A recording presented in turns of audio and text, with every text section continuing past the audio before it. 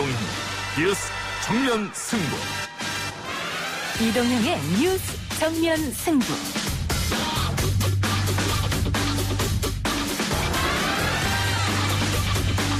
청취자 여러분 안녕하십니까, 이동형입니다. 오늘 오후 2시 49분 북한은 개성에 있는 남북 공동연락사무소를 폭파했습니다. 통일부에서 확인한 보도가 나오고 있는데요. 군 당국은 확인 중입니다. 나와 김정은 위원장이 87만 결의 앞에서 했던 한반도 평화의 약속을 뒤로 돌릴 수는 없습니다. 대화의 창을 닫지 말 것을 요청합니다. 어제 6.15 공동선언 20주년을 맞은 문재인 대통령의 축사였습니다. 북한의 예고된 도발은 우리 정부와 대통령의 메시지에도 불구하고 결국 실행됐습니다. 잠시 후 기자 언박싱에서 전해드리겠습니다. 내1 야당이 맡아왔던 법사위를 못 지켜내고 그다음에 우리나라 민주주의가 이렇게 무너지고 파괴되는 걸 못 막아낸 책임을 지고 사퇴했습니다. 남과 북만 대치하는 게 아닌 듯합니다. 어제 더불어민주당의 법사위원장 선출과 원구성 강행에 대해 미래통합당은 강경한 대여 투쟁을 밝히고 있습니다. 하지만 총선 결과를 근거로 이야기하는 국민의 지지 이외에는 딱히 묘수가 없는 점도 야당의 고민이죠.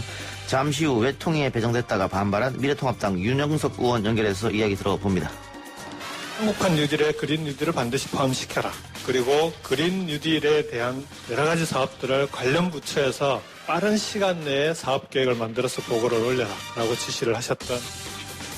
안팎으로 힘든 상황에서 경제위기 극복은 한국판 뉴딜이라는 공공부문, 정부의 적극적 역할론이 대세입니다. 정면승부에서 코로나19 시대의 극복을 위해 마련한 특집 인터뷰. 오늘은 김경수 경남도지사 연결해 코로나19 극복과 경제대책, 그리고 정치 현안 이야기 들어보고요. 4부 박병과 김판 코너에서는 이재명 경기도지사 재판과 한명숙 전 총리 사건에 대한 감찰로 갈등 구도가 관측되고 있는 대검찰청 상황까지 짚어보겠습니다. 6월 16일 화요일 이동형 뉴스 정면 승부 시작합니다.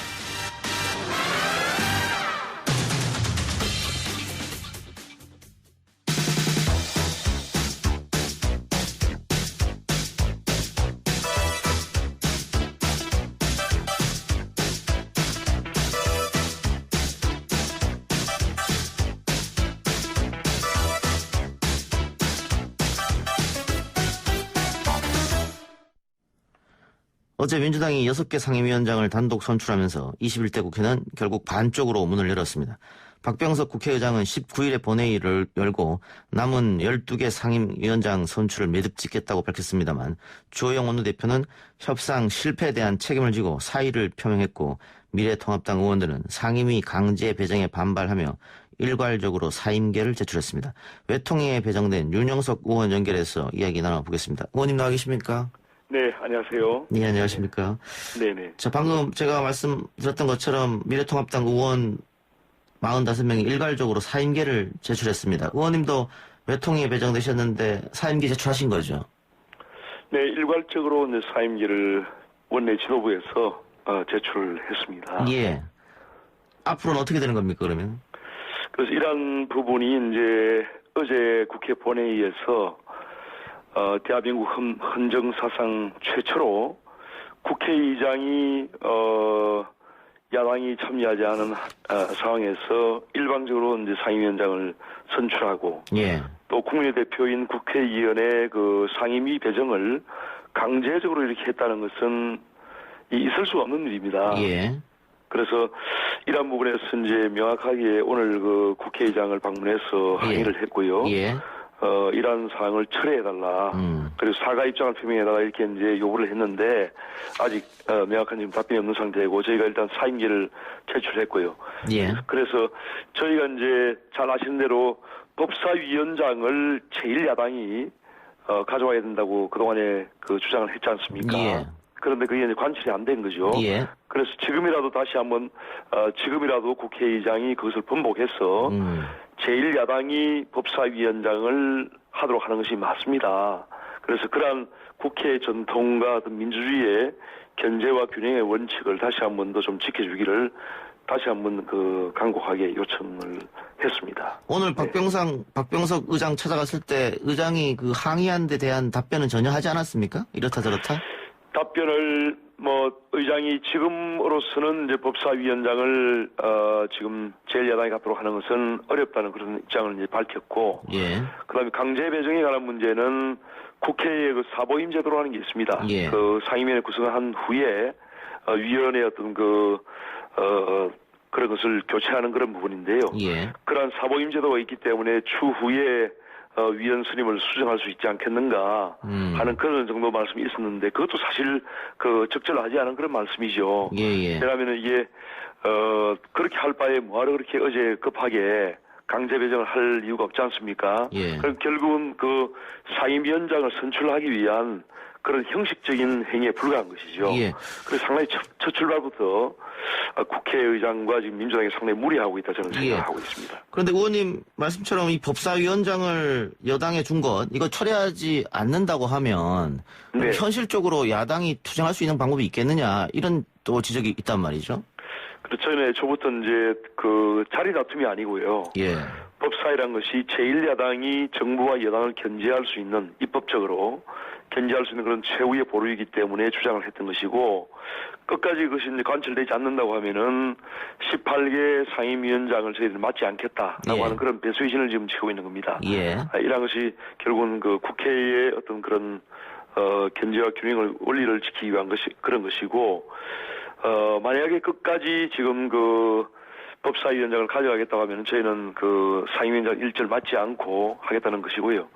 그렇더라도 그런 주어진 여건 속에서 야당으로서의 책무는 다 할 것입니다. 예. 그러면 만일 그 우려하는 대로 18개 상임위를 민주당이 다 가져가면 그 국회 보이콧이나 뭐 장애투쟁 이런 것은 하지 않겠다, 이런 말씀으로 들리기도 하는데요. 협조하겠다는 말씀입니다. 저희가 장애투쟁이나 국회 보이콧 같은 것은 하지 않을 겁니다. 예.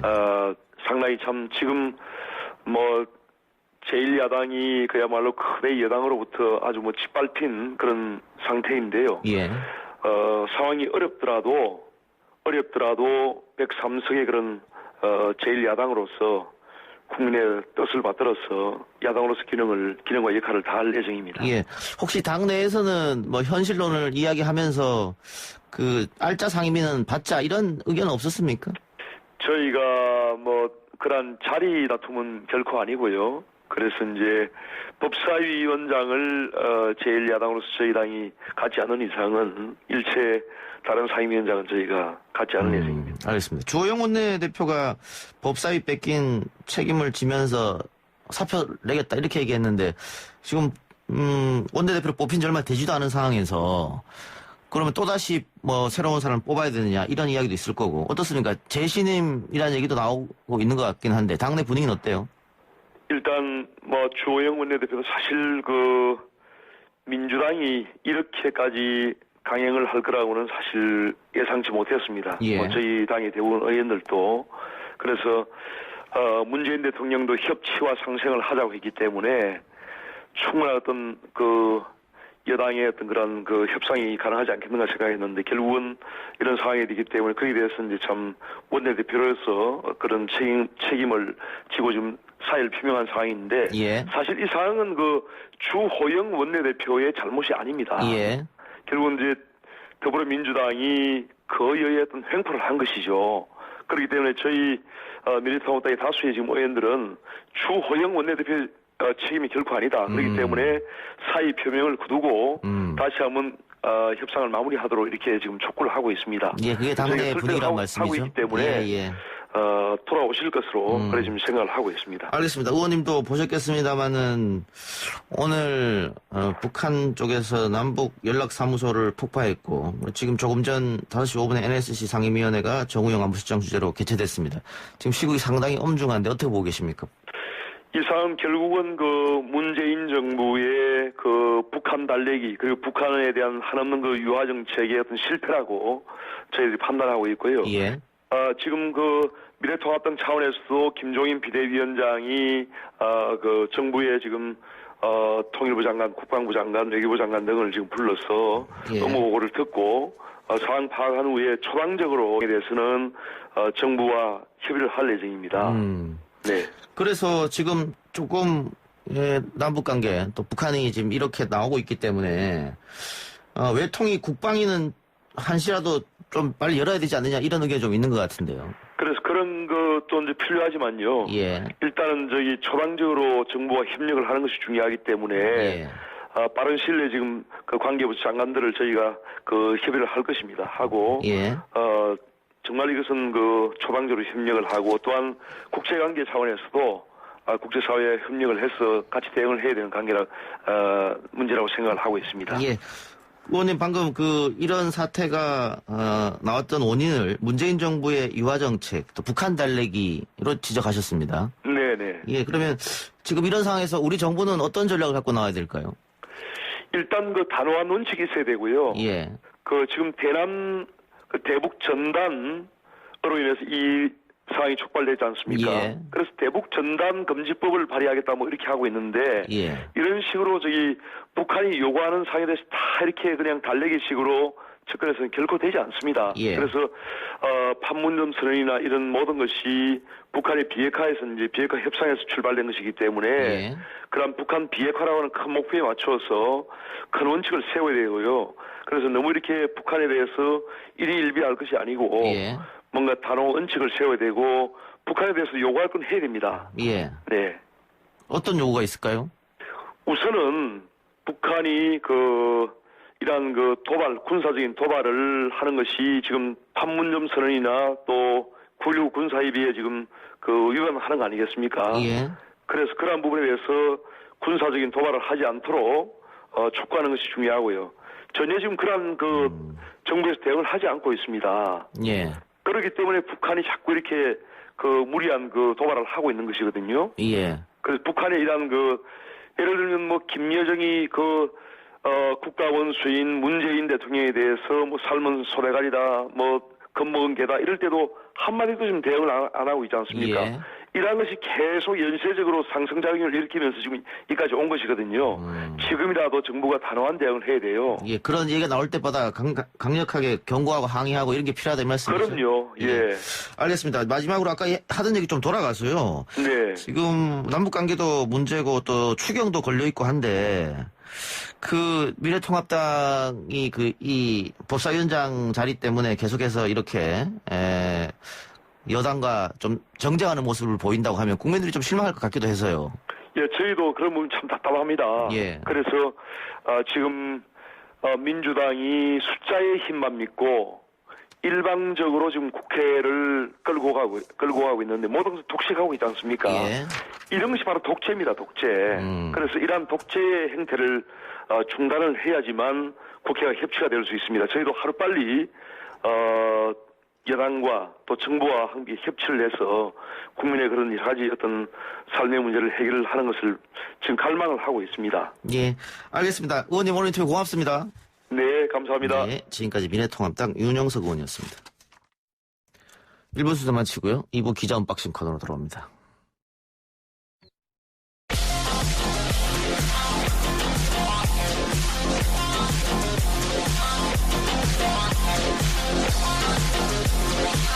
오늘 나온 뉴스들을 언박싱해드리는 기자 언박싱. 오늘은 헤럴드경제 배도원 기자 나왔습니다. 어서 오십시오. 안녕하십니까. 북한 이야기부터 해야겠네요. 조금 전입니다. 오늘 오후에 개성에 있는 남북 공동 연락사무소를 북한이 폭파했습니다. 예, 그렇습니다. 속보로 많이들 보셨죠. 통일부는 북한이 오늘 오후 2시 49분에 개성 남북 공동 연락사무소 청사를 폭파했다고 밝혔습니다. 이로써 지난 2018년 4월에 이제 남북 정상이 합의했던 판문점 선언에 따라서 그해 2018년 9월에 이제 개성의 문을 열었었는데요. 19개월 만에 완전히 사라지게 됐습니다. 이게 문재인 정부의 대북 성과라는 상징성도 있고 사실 개보수하는데 100억 원 가까운 이제 세금이 투입됐었는데 북한이 이제 폭발을 하면서 한순간에 잿더미로 변해버린 건데요. 경기 파주시에서는 이제 개성공단이 위치한 쪽에서 폭음 소리나 연기가 목격이 됐다고 하고요.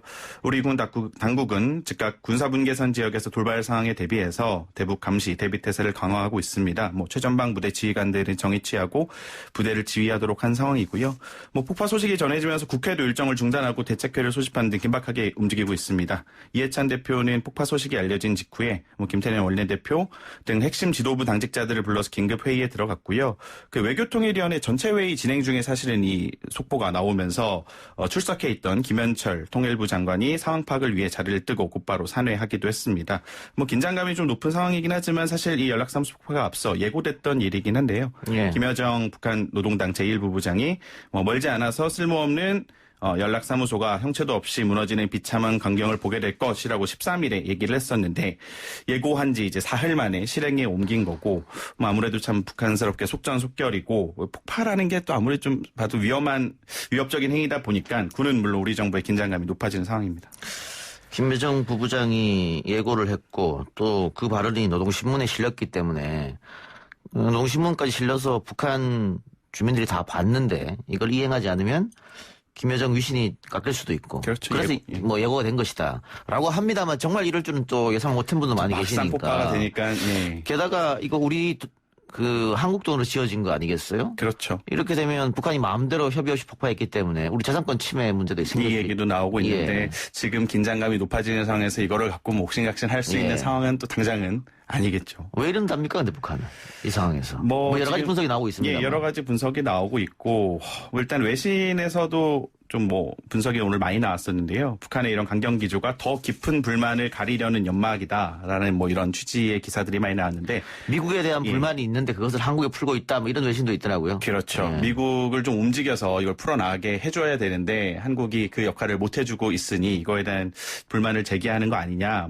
영국 일간지 텔레그래프도 오늘 그런 보도를 했었고 BBC 방송에서도 북한이 이제 대북 제재를 유지하겠다고 미국이 계속 하고 있는데 요거에 이제 왜 그러냐 좀 이의를 제기해서 한국이 이렇게 좀 해줬으면 하는데 이런 걸 하지 않으니까 한국에 화가 났다라고 예. 분석을 하기도 했습니다. 예.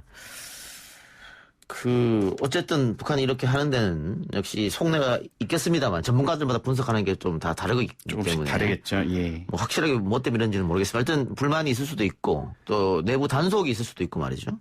여러 가지 이야기가 나오고 있습니다. 그런데 우리 정부와 문재인 대통령을 향한 조롱도 오늘 계속 이어졌다고요? 예, 그렇습니다. 어제 6.15 남북 공동선언 20주년 기념사에서 이제 문 대통령이 북한을 향해서 소통과 협력으로 문제를 풀자라는 발언이 나오기가 무섭게 오늘 연락사무소 폭발을 했고 선전 매체를 통한 비난도 이어졌습니다. 노동당 기관지 노동신문은 우리 인민을 모독한 죄값을 1100배로 받아낼 것이다라는 해설을 하기도 했고 평양방송도 이제 남북 간이 합의 준수하자라고 우리 당국이 꾸준히 밝히고 있잖아요. 예. 이걸 두고 지금의 험악한 사태를 어물쩍게 넘겨보려는 서푼짜리 기만술책이라고 비판을 하기도 했고 심지어는 문 대통령이 우리나라 역대 어느 대통령보다 멍청이라는 그런 좀 북한스러운 조롱도 나왔는데요. 이게 북한의 대외 선전 매체죠. 우리 민족길이라는 곳에 등장했는데 이게 독자 감상글이라는 코너의 댓글로도 등장을 했어요. 특이하게. 예. 근데 이제 이 댓글이라는 게 북한 주민들이나 저희가 이제 달려고 해도 바로 달리는 건 아니고 관리자가 다 수정하고 관리하는 거다 보니까 결국에는 북한 당국에서 이런 메시지를 한 게 아니냐 이렇게 해석이 되고 있습니다. 고립을 자초하는 게 아닌가 그런 생각도 드는데 문제는 우리 정부에서 꺼낼 마땅한 카드가 과연 있겠느냐 이런 거 아니겠어요? 대화를 하자고 계속 해도 이야기를 했습니다만 저기서 일절 반응이 없고 또 결국 이렇게 돌아왔기 때문에 그렇습니다. 결국 그래도 이제 풀 수 있는 거는 문재인 대통령밖에 없는 거 아니냐라는 예. 분석이 나오고는 있는데 일단은 청와대나 여권이 할 수 있는 거는 위기를 촉발시킨 대북전단 살포 금지법을 신속히 처리하는 거죠. 여기에 일단은 집중할 것으로 보이고요. 왜냐하면 이 문제가 해결이 안 되고서는 대화 시도 자체가 지금 안 될 거로 보이는 상황이고 예. 계속 나왔던 것처럼 판문점 선언 등 남북 합의를 국회에서 비준해야 한다라고 하고 있는데 이것도 국회 상황도 지금 사실 녹록지 않은 상황이라 앞으로 협력 사업이나 이런 것들을 어떻게 풀어갈지 좀 지켜봐야 될 것 예. 같습니다. 정치권 이슈 짚어봅시다. 앞서 일부에서도 윤영석 의원과 이야기를 했습니다만 21대 국회가 시작부터 삐걱대고 있습니다. 여야 양측 입장을 다시 한번 정리해 주시죠. 예, 일단은 어제죠. 민주당이 6개 상임위원장을 일방 단독으로 이제 정리를 했고요. 민주당이 가져가는 걸로. 그러면서 오늘 19일 본회의에서 나머지 12개의 상임위원장을 선출하려고 하는데 이제 통합당은 극렬하게 반발을 하고 있습니다. 11대 7로 나누지 말고 차라리 12개 다 가져와서 총 18개 상임위원장을 다 가져가라. 강경 기조로 비판을 하고 있고요. 오늘 오전에 이제 긴급 비대위 비상대책위 회의를 열고 대책 마련에 나섰는데 김종인 비대위원장이 우리 1979년에 신민당의 김영삼 총재가 뭐 전 대통령이죠. 집권 공화당에서 국회에서 제명된 사실을 언급하면서 헌정사에서 다수의 횡포가 어떠한 결과를 초래했는지 잘 알고 있다라고 뭐 지적을 했고요. 비대위원인 김미애 의원도 53년 만에 일방적인 단독 개원, 재헌국회 이후 처음으로 상임위원장 강제 배정, 뭐 이런 매일매일 반민주적인 기록을 세워갖고 있다라고 이제 좀 메시지로 야권에서는 비판을 하는 모습입니다. 그러면서 상임위에 강제 배정이 된 우리 통합당 의원들은 오늘 전원 사임계를 제출한 상태고요. 오후에 예정된 상임위원회 회의도 당연히 불참하기로 된 상태입니다. 뭐 반면 민주당에서는 일하는 국회를 위해서 원구성을 이번 주 안에 서둘러 마무리하고 3차 추경도 시급히 처리해야 된다는 입장으로 여전히 또 압박을 하고 있는 모양새입니다. 예. 그런데 뭐 미래통합당에서는 갖고 간 법사위원장을 다시 돌려달라 이 말인데 그 민주당에서 들어줄 리 만무하고 그게 어려운 거죠. 그러면 지금. 결국은 미래통합당이 들어오지 않는다면 18대 0으로 그냥 가는 거네요. 뭐 파국이 좀 장기화될 것으로 보는 상황이 좀 이제 중론인데요. 왜 이제 보통 여야가 실마리를 찾으려면 딜이라는 게 돼야 되잖아요. 근데 이제 협상할 게 좀 복수의 건이 있어야 뭐 이거는 주고 사실 뭘 주고 받고 이걸 통해서 이런 일이 벌어지는데 요거는 이제 단건이거든요. 법사위원장을 주냐 받냐 이거는 서로 양보할 수가 없는 지금 상황이 되고 또 야당으로서는 또 민주당이 관례를 깼다라고 하고 있기 때문에 이제 와서 뭐 그냥 받아들일게라고 하기도 좀 출구 전략이 조금 없는 상황이에요. 뭐 주호영 원내대표까지 뭐 일시적인지 모르겠지만 일단은 사의를 밝힌 상황이고 뭐 협상 컨트롤 타워도 없고 그러면서 좀 아무래도 장기간에 이제 이런 협상이 지리멸렬하게 되지 않을까라는 관측입니다. 예, 시국이 엄중한데 국회는 여전히 저렇게 멈춰 있네요. 예. 코로나 상황도 짚어봅시다. 신규 확진자가 사흘 연속 30명대를 유지했습니다. 예, 그렇습니다. 중앙방역대책본부는 오늘 0시 기준으로 신규 확진자가 34명이 늘었다고 밝혔는데요. 감염 경로는 지역 발생의 21명, 해외 유입이 13명입니다. 지역 발생 21명을 보면은 서울이 11명, 경기 4명, 인천 2명 등 대부분 17명이 수도권이고 그 외 대전에서 3명, 경남에서 1명이 새로 확진이 됐습니다. 그 확진자 규모가 사흘 연속으로 30명대를 유지하면서 이제 좀 직전 며칠간의 40~50명대보다는 또 다소 줄었지만 그 서울 관악구의 방문 판매업체 리치웨이, 뭐 수도권 개척교회 관련 집단 감염이 계속 전파되고 있는 상황이고 뭐 롯데택배 송파물류센터 뭐 이렇게 예상치 못한 곳에서 감염자가 산발적으로 나오고 있어서 신규 확진자는 언제든 다시 증가할 수 있다는 평가고요. 또 여기에다 정확한 감염 경로를 알 수 없는 이른바 깜깜이 환자라고 하죠. 이 비율이 이달 들어서 10%를 넘어섰다고 합니다. 또 이제 우려되는 게 요양시설이나 사회복지시설 쪽에서 감염이 지금 발생하고 있는데 아무래도 여긴 60세 이상 고령층 확진자가 많다 보니 또 이분들은 돌아가실 확률도 높잖아요. 나이가 연세가 있다 보니 좀 더 우리가 모두 조심해 주셔야 될 것 같습니다. 강남 유흥업소에서는 20대 여직원이 확진되면서 개장 하루 만에 다시 폐쇄됐고요. 네, 그렇습니다. 서울시가 이제 어제 오후 6시를 기점으로 룸살롱 등 일반 유흥시설, 유흥주점이라고 하죠. 여기 내려져 있던 집합 금지 명령을 이제 풀고 한 단계 완화된 조치인 집합 제한 명령을 발동을 했는데요. 쉽게 말해서 이제 영업을 해도 되는 상황이 한 달 만에 이루어졌었습니다. 그런데 바로 강남구 역삼동의 한 호텔에 입주한 유흥업소에서 거기에서 일하는 20대 여성이 어제 확진 판정을 받았다고 합니다. 이제 한 달 동안 영업을 안다가 다시 개장을 하기 위해서 그제죠. 14일 날 직원들이 모여서 청소도 하고 그래서 이때 이 여직원, 20대 여직원도 3시간가량 종업원들과 함께 머물렀다고 하는데요. 15일에는 출근하진 않았다고 하는데 어쨌든 바로 이제 폐쇄가 됐고 서울시가 현장에 즉각 대응반을 파견해서 접촉자를 파악하고 있습니다. 예. 근데 지금 중국 베이징에서도 확진자가 다시 대거 나왔고 코로나 종식을 선언했던 뉴질랜드에서도 다시 확진자가 나왔고 정말 코로나 바이러스가 독하네요. 이게 뭐 이제 우리가 전문가들이 뉴노멀이라고 하는데 이게 사실 저도 이제 매주 지금 코로나 속보 상황들을 전달해드리고 있는데 이게 뭐 당장에 뭐 몇 명 줄어든다 그래서 종식을 얘기하기는 그런 것 같습니다. 힘들 상황인 것 같습니다. 예, 정말 치료제나 백신이 나오지 않은 이상 종식이란 단어를 함부로 쓰면 안 될 것 같은 생각이 드네요. 이제 빠르면은 내년 초에 뭐 치료제나 백신 나올 수 있다고 하니까 좀 기다려 봐야 돼. 그 전까지는 뭐 크게 일희일비할 것도 없는 상황인 것 같습니다. 앞으로 마스크와 계속해서 같이 생활을 해야겠네. 마스크가 이제 뭐 모레부터 그 일주일에 10장씩 구매할 수 있다고 하더라고요. 그래, 알겠습니다. 서울역 폭행 사건 피의자에 대한 구속영장이 또 기각됐어요? 예, 그렇습니다. 그 지난달 26일에 벌어졌던 사건이죠. 공항철도 서울역에서 이제 30대 여성 행인의 왼쪽 광대뼈 부위 등을 가격을 해서 도주했던 30대 남성 이모 씨 사건인데요. 이 당시에 이제 피해 여성 측에서 SNS에 글을 올리면서 여성 혐오 범죄 묻지마 폭행 아니냐 뭐 이런 논란이 이어지기도 했었는데 앞서 이제 철도경찰이 경찰하고 공조 수사를 벌여서 2일이죠. 지난 2일에 서울 동작구 자택에서 이 남성을 긴급 체포했어요. 그 구속영장을 신청했었는데 이제 너무 급하게 하다 보니까 법원이 긴급 체포 요건을 갖추지 못한 위법한 체포였다면서 지난 4일에 영장을 기각을 했었죠. 그 체포 자체가 위법했기 때문에 구속을 할 수 없다 이거였고 그래서 이번에 다시 재영장을 청구했는데 이번에 또 기각됐다. 맞습니다. 이번에 또 기각된 이유는 뭐예요?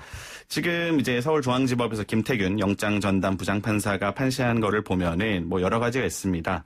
수집된 증거 자료나 수사의 진행 경과, 수사에 임하는 태도 등에 비춰보면은 일단 도망가거나 증거를 인멸할 염려가 있다고 보기 어렵다. 그러니까 뭐 증거인멸에는 도주우려가 없다라는 게 첫 번째고, 그다음에 범죄 혐의 사실이 소명이 되고 이미 증거도 충분히 수집이 됐고, 피해자 역시 이 사실관계 자체에 대해 다투고 있지 않다. 다 인정하고 있다라는 거죠. 그러면서 이제 논란이 된 게 본건 범행은 이른바 여성 혐오에 기인한 무차별적 범죄라기보다는 피의자가 평소 앓고 있던 조현병 등에 따른 우발적 돌출적 행위로 보인다라고 설명을 했는데요.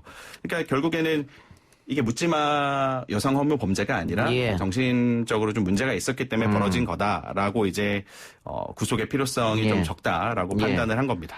이게 여성 혐오로 나오는 범죄라고 하면 재범 가능성도 있고 뭐 여러 가지 문제가 있겠습니다만 조현병에 따른 우발적 행위이기 때문에 구속까지 할 필요는 없다. 맞습니다. 이렇게 결론이 난 거군요. 온라인에서는 뭐 비판 반응이 좀 뜨거웠습니다. 여성분들이 좀 분노를 많이 했는데 이게 여성 혐오 범죄를 해놓고 뭐 정신적으로 문제가 있다고 하면 다 뭐 되는 거냐.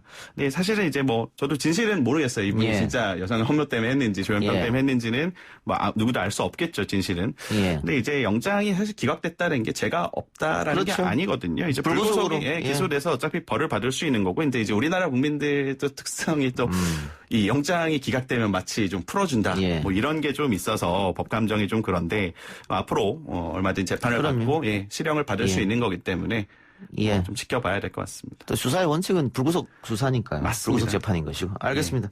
좀 재판 결과가 어떨지 기소가 될 테니까요. 지켜보도록 하겠습니다. 오늘 기자 언박싱은 여기까지 하죠. 지금까지 헤럴드 경제 배도원 기자였습니다. 고맙습니다.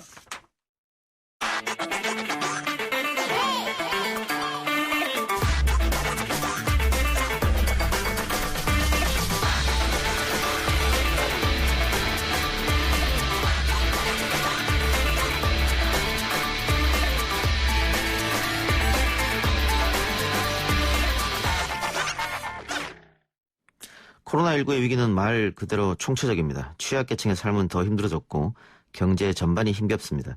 당장의 지원책뿐 아니라 코로나19 이후의 국민의 삶과 우리 사회에 대한 고민도 깊은데요. 뉴스 정면 승부는 오늘부터 코로나19 극복 특집 인터뷰를 진행합니다.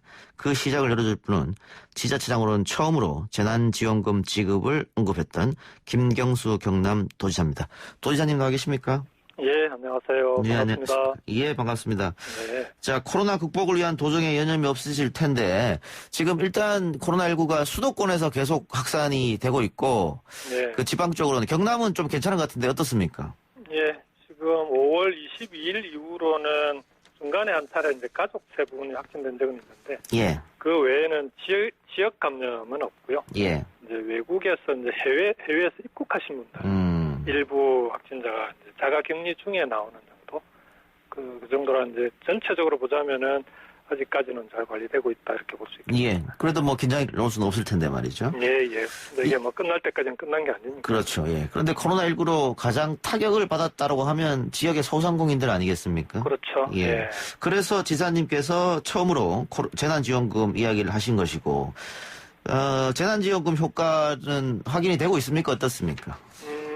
실제로 이제 경남 같은 경우에는 이제 경남에서 지원한 게 한 1,800억 정도 지급이 됐고요. 정부 지원금이 9,200억. 그래서 이제 1조 1,000억 원 정도가 지급이 됐는데, 이게 이제 당초 지급 대상이 한 99% 정도 되거든요. 근데 그 효과는 이제 5월 셋째 주, 넷째 주 카드, 그러니까 소상공인의 카드 매출, 이 작년에 비해서 114%, 113% 이렇게 이제 두 주 연속으로. 작년보다 더 많이 매출 올라간 거죠. 그 다음에 이제 체감지수 조사를 많이 하잖아요. 전통시장에 계신 분들이 이제 체감지수가 4월에 비해서 5월달에 30포인트 올랐는데 100을 넘겼어요. 103.6으로. 그래서 5월, 6월 초까지는 지원금 효과가 확실히 있는 것 같습니다. 그런데 문제는 지금부터죠. 예. 그러니까 재난지원금을 이제 지급됐던 걸 대부분 소비를 하셨으니까 그렇죠. 예. 앞으로 이제 어떻게 할 것인가. 그래서 2차 재난지원금 이야기가 나오거든요. 저는 2차 지원금은 지금은 안 맞다고 봅니다. 예. 2차 지원금은 2차 대유행이 만일에 불행히도 다시 온다면은 그때 검토하는 게 맞고요. 1차 지원금을 얘기했던 건 그때가 이제 악순환기로 들어가고 있었거든요. 그러니까 예. 완전히 소비가 확 줄면서 소득도 줄고 경기는 경기대로 침체하면서 이게 악순환고리로 들어가고 있어서 이걸 끊지 않으면 안 되는 시기였기 때문에 예. 재난지원금으로 그 고리는 끊은 셈이거든요. 그러니까 예. 시간을 번 거 아니겠습니까? 지금은 오히려 이제 실업 위기에 내몰리는 분들이 계속 쏟아져 나와요. 예. 그런 분들에게 맞춤형 지원하고 그 다음에 기업이 무너지지 않게 하는 게 중요합니다. 이 시기에. 예. 그래서 이제 정부 재정이 한정돼 있으니까 지금은 그런 맞춤형 그 다음에 산업을 지탱하는 데 재정을 투입하는 게 지금 맞다고 봅니다. 예. 재난지원금을 지급할 때는 미중유 사태였기 때문에 그때는 어쩔 수 없던 것이고 지금은 그러면 3차 추경을 통한 맞춤형 지원을 해야 된다 이런 말씀이시네요. 그렇죠. 3차 추경에 그런 내용들이 들어가 있고요. 예. 한국판 뉴딜을 통해서 대통령님께서 그 투자를 하되 미래형으로 투자하자는 거 아닙니까? 예. 그냥 막 그 SOC에 투자하는 게 아니라 디지털과 그린이라고 하는 그 미래 산업, 미래 대한민국 경제를 위해서 투자하겠다라고 하는데 저는 그 방향이 맞다고 봅니다. 예. 그런데 지사님이 재난지원금 처음에 이야기할 때 네. 이게 과연 이루어지겠느냐 이런 회의적인 게 많았었거든요. 그런데 네. 결국은 이루어졌고 어쨌든 그 많은 피해를 봤던 소상공인들이 다시 한번 이걸로 이제 웃음을 찾게 됐는데 이것도 어떻게 넘긴 거죠? 예. 그 어떻게 이런 생각을 하셨을까? 그 이제 아무래도 지역 현장에서 행정을 하고 있다 보면 예. 아무래도 민생 경제가 돌아가는 현장 목소리나 체감도가 조금 아무래도 빠를 수밖에 없는 것 같아요. 그래서 실제 당시에 바깥으로 사람도 안 나오는 데다가 가게들은 완전히 팔이 날리고 있는 상황이라 그렇죠. 이게 뭔가 좀 긴급한 대책이 없으면 안 되겠다. 근데 그때만 하더라도 선별적으로 지원하자 이런 거 아닙니까? 예. 소득 50%.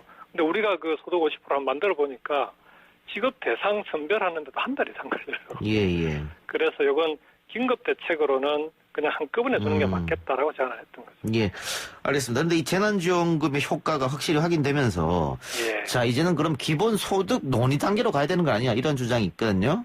예. 지사님 어떻게 생각하십니까? 기본소득 논의는 전 지금 좀 논의는 좋지만 예. 서두르지는 않는 게 맞다고 봅니다. 예. 왜냐하면 기본소득이라고 하는 게 AI와 로봇이 사람의 일자리를 대체하는 시대에 기본소득이 필요하다. 예. 그로 시작된 거 아닙니까? 예. 근데 지금 재원이 한정돼 있는 상황에서 지금은 일자리 안전망이나 사회보장 체계를 강화하는 게 꼭 필요한 시기인데 이게 기본소득으로 일찍 가버리면 이게 소득 구분 없이 지원되는데 그 재원을 어떻게 감당을 하겠습니까? 예. 그래서 지금은 오히려 이런 사회보장 체계를 강화하고 일자리 안전망을 강화하는 데 집중을 하고 예. 다만 이게 이제 AI와 로봇이 사람들의 일자리를 대체하는 시대가 좀 다가오고 있으니까 지금부터 논의는 해줘야 된다. 이렇게. 논의는 해보되 당장 할 수는 없다 이런 말씀인데. 서두를 일은 아니다. 근데 기본소득의 아젠다가 원래 이제 민주당 진보 쪽이었는데 네. 이게 지금 김종인 위원장이 먼저 던지면서 저쪽으로 넘어가는 듯한 민주당 지지자가 봤을 때는 예. 그래서 뭐 이재명 지사가 1년에 20만 원이라도 먼저 한번 해보자 뭐 이런 안도 있었는데 그래서 민주당 지지자분들은 그 우리 쪽 아젠다를 뺏기는 거 아니냐 이런 걱정도 하는 것 같아요. 저는 이게 뭐 우리 아젠다냐 뭐 저쪽 아젠다냐라고 구분할 그런 정책은 아니라고 봅니다. 예. 이게 기본소득 논의가 되면서 어떤 긍정적인 효과가 있냐고 그러면요. 지금 이제 우리 대한민국의 일자리 안전망이나 사회 보장 체계가 어떤지, 그 다음에 그걸 감당할 수 있는 정부의 재정 규모가 어느 정도 되는 건지 이런 데 대해서 근본적인 논의가 좀 같이 가지 않습니까? 예. 그 자체로 긍정적인 효과가 있다고 봅니다. 그래서 이건 여야를 떠나서 진보 보수를 떠나서 지금 코로나 사태에서 우리 사회의 경제, 사회 구조적인 개혁을 만들어 나가는 계기로 만들어가면 저는 뭐 이걸 아젠다 싸움을 하고 있을 그런 문제 아니다라고 생각합니다. 예. 그런데 박원순 시장은 기본소득보다는 전국민 고용보험이 먼저라고 했습니다. 이재명 지사는 이 기본소득이 먼저라고 얘기한 것 같고, 결국은 뭐 박 시장이나 이 지사나 또 김경주 지사나 대권 후보로 들어가니까 제가 한번 여쭤보겠습니다. 그 두 개 중에 뭐 어느 게 먼저다라는 게 아니라 예. 저는 두 가지 논의가 지금은 오히려 활발하게 되는 게 맞다고 봅니다. 예. 그래야 그 과정에서 우리 대한민국에 지금 당장 시급한 과제들이 어떤 것인지 하는 게 과거에는 복지, 뭐 고용 안전망, 사회 보장 체계 이런 얘기하면은 퍼주기 한다고 야당 또는 보수층에서 엄청나게 반발이 심했잖아요. 그렇죠. 지금은 그런 식의 비판을 하지 않는 거예요. 예. 그것 자체가 중요한 거고요. 그 과정에서 우리에게 꼭 맞는 그런 시급한 과제부터 해결해 나가는 그런 좀 지혜를 발휘하면 저는 이 위기가 오히려 기회가 될 수도 있다 이렇게 생각합니다. 예. 이번 총선에서 민주당이 압도적 승리를 거두었는데 생각보다는 그 PK 지역에서 많은 의석을 얻지 못했다. 그 이유 중에 뭐 여러 가지 이유가 있겠습니다만은 이유 중에 하나가 신공항 문제 아니냐 이런 걸 지적하는 분도 계시거든요.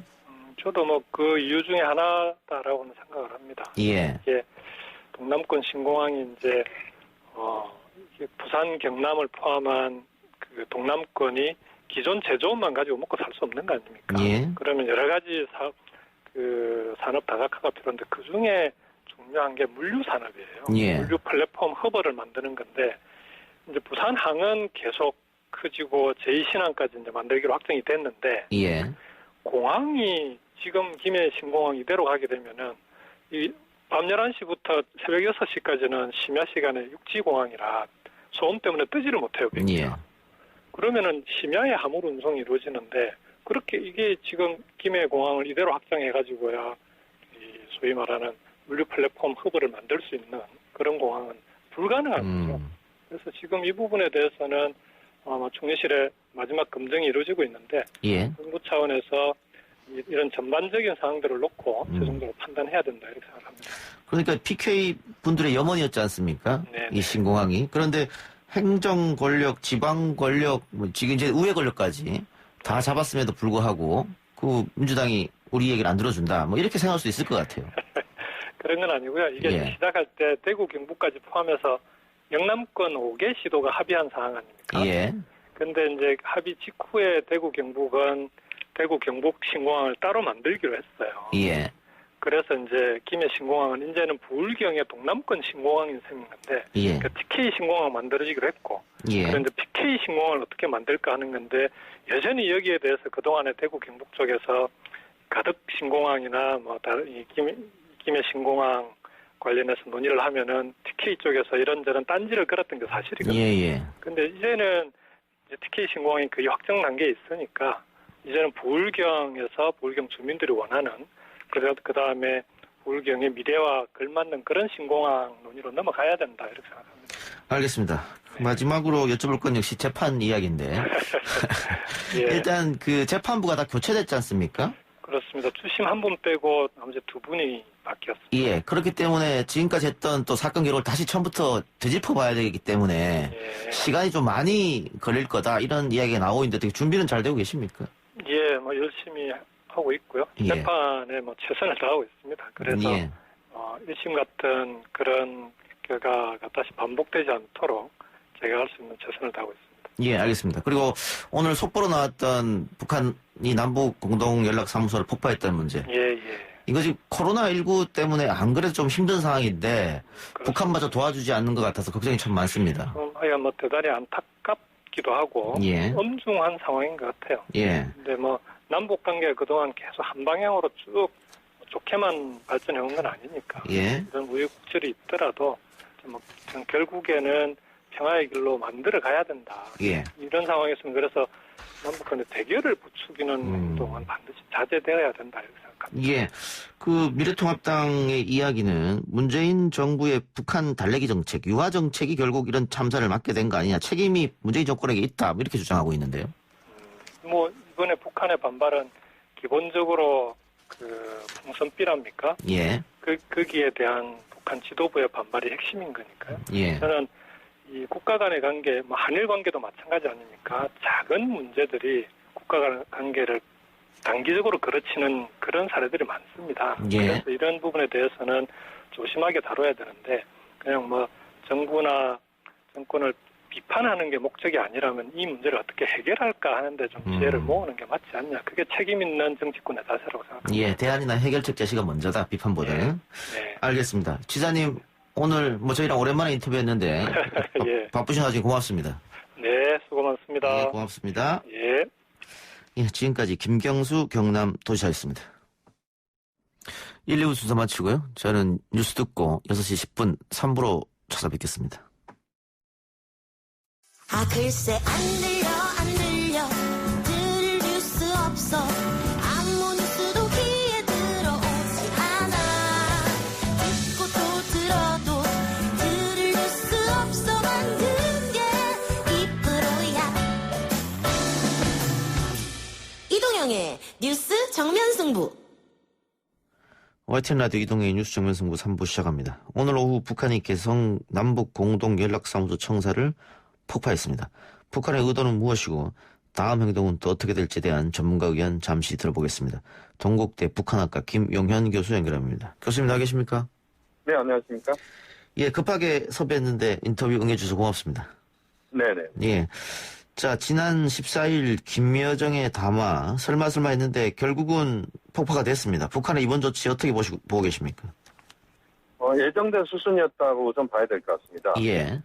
김여정 부부장이 14일 담화에서 개성공단 연락사무소 폭파에 대한 이야기를 이미 꺼냈기 때문에 북측의 주 인사들이 발언을 하는 경우는 대체로 실선까지 가는 경우가 일반적입니다. 예. 그래서 너무 이르지 않느냐라는 이야기가 나올 수도 있습니다만 어쨌든 북한 입장에서는 최대한 그 충격 요법을 통해서 지금 상황에 대해서 한반도 상황에 대해서 미국이나 국제사회에도 뭔가 지금의 한반도가 대단히 어렵다라고 하는 것을 좀 보여주는 그런 차원에서도 빠른 속도로 북한 행동을 펼쳤다. 다만 그것은 예정된 수순이었고 우리 당국이나 또 일반적으로 예상했던 부분이다. 그렇게 봐야 될 것 같습니다. 예, 교수님 그 수화기를 조금 가까이 대고 말씀해 주시길 바라고요. 네네. 그러면은 우리보다는 미국에 보낸 메시지다 이렇게 봐도 될까요? 두 가지 측면이 다 있다고 봐야 되겠죠. 예. 미국을 향해서는 어쨌든 미국 대선 국면에서 한반도 문제는 완전히 실종돼 있다 이렇게 봐야 됩니다. 예. 미국 대선이 결국 11월 7일까지 대선 레이스가 펼쳐지게 되는데 남북 문제, 한반도 문제가 완전히 이슈에서 사라져 있는 상황이기 때문에 북측으로서는 그 이슈가 늘 존재한다는 것을 보여줘야 될 필요가 있다. 그런 차원에서 강하게 행동을 통해서 했다. 또 개성공동연락사무소 갖고 있는 상징적인 의미가 매우 크다고 봐야 됩니다. 그렇죠. 남관계를 앞으로 풀어가는 데 있어서 허파와 같은 역할을 하는 것이다 이렇게 봐야 되는데 그곳을 이제 폭파라고 하는 아주 심리적으로 충격을 주는 요법을 동원했다. 그렇게 봐야 될 것 같고요. 또 하나는 남측을 향해서도 역시 마찬가지입니다. 예. 하노이 북미 결렬 이후에 남관계 차원에서 진전이 전혀 안 되고 있었고 또 북측은 지금 그 대북 전단 살포 문제에 대해서 매우 신경을 곤두세우고 있는 상황입니다. 또 그 과정에서 북한이 코로나19로 북한 경제 상황이 좋지 않고 주민들의 피로 현상도 굉장히 좀 심화되어 있다라고 봐야 되는데 예. 그런 과정에서 대북 전단 살포 문제가 북한으로서는 굉장히 거스르는 모습으로 보여졌을 것이고 그런 것들이 복합적으로 작용하면서 오늘까지 북한이 강경 말폭탄 그다음에 행동까지 가는 그런 수순을 보여줬다고 봐야 됩니다. 예. 근데 6.15 선언 20주년 그리고 문재인 대통령이 한반도 평화를 돌릴 수 없다. 약속을 좀 지켜달라. 8천만 국민과 함께한 약속을. 이런 담화가 나온 다음 날 폭파했단 말이죠. 이거 시기도 아마 북한 입장에서는 조율을 했겠죠. 북측 입장에서는 남측에 대한 고려보다는 북한이 행동하는 부분에 집중한다 이렇게 보는 것 같습니다. 예. 과거에 김일성 주석 때나 또는 김정일 위원장 때 같은 경우는 전반적인 남북관계에 이른바 꺾어지는 해 또는 공식적으로 기념할 만한 그런 시간들은 좀 피해서 행동을 했다고 봐야 되는데 예. 김정은 위원장 지금 집권 이후에 또 최근 상황을 보면 그런 것들은 거의 무시하면서 자신들의 입장이 최대한 그 충격요법 속에서 자신들이 요구하고 있는 수준을 충족시키는 시점이라면 그렇게 남관계의 상황은 그렇게 중요하게 보지는 않는가. 교수님 근데 앞서 말한 것처럼 이 남북공동연락사무소가 남북관계의 상징성이 있는 곳이고 남북 정상이 합의해서 그 리모델링해서 만들어진 거지 않습니까? 100억 원 그렇습니다. 돈을 들어서. 그럼에도 불구하고 이건을 폭파했다고 하면 그 다음 단계는 무엇이냐. 결국은 또 다른 도발 혹은 무력 행사까지 있지 않겠느냐. 이렇게 추측하는 분도 계시던데 교수님 어떻게 보세요?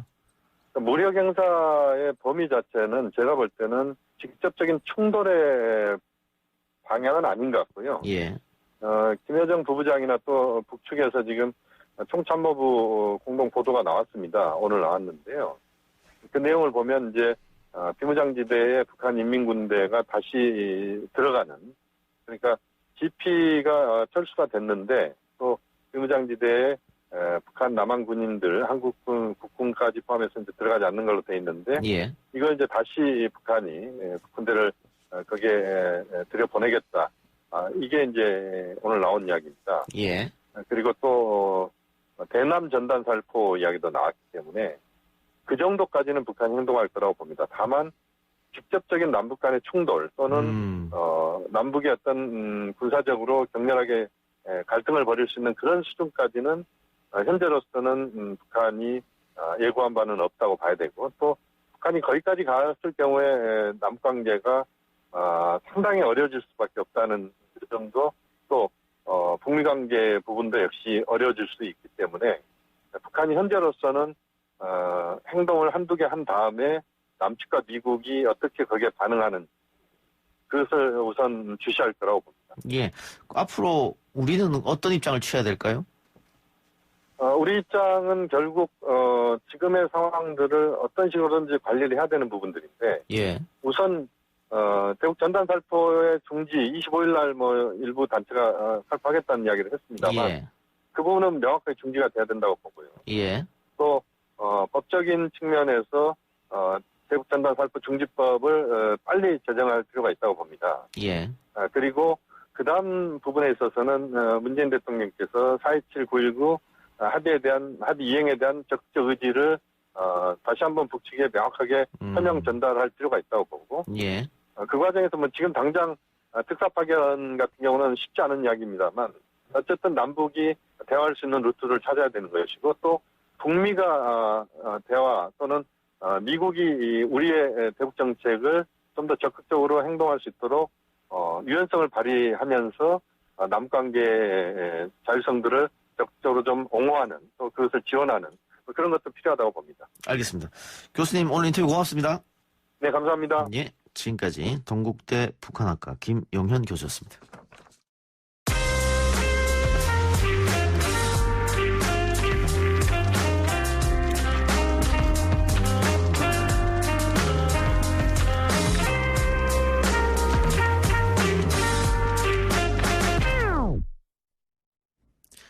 예, 방금 들으신 것처럼 연일 남북 관계가 긴장감이 높아가고 있는 엄중한 상황입니다. 그런데 이런 상황에서 우리 군의 기강회의가 도마에 오르고 있습니다.